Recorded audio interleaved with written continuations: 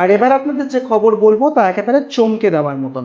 Air intelligence ইউনিটের হাতে ধরা পড়ল 1880.60 গ্রাম সোনা, যার বাজার মূল্য 1.12 কোটি টাকা।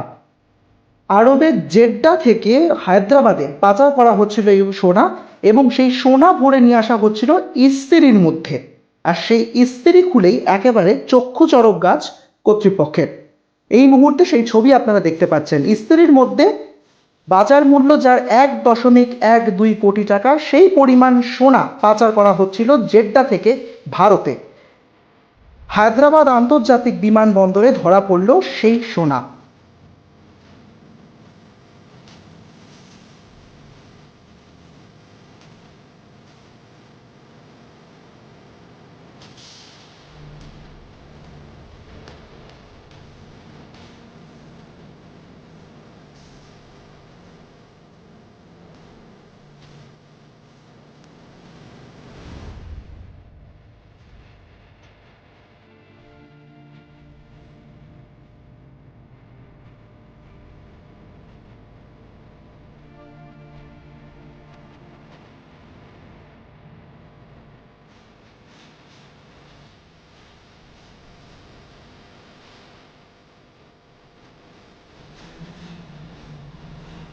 না, আগেও দেখেছেন যে কখনো কখনো সোনা পাচার করা হয় জুতোর মধ্যে ভরে, এবং কখনো কখনো বেল্টে বা কখনো ব্যাগে। আর এবার একেবারে অভিনব কায়দা ফেঁদে বসলেন পাচারকারীরা।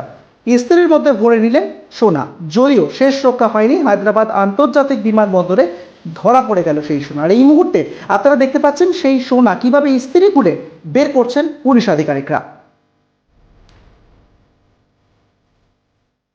ব্যুরো রিপোর্ট, এক ঝলকে।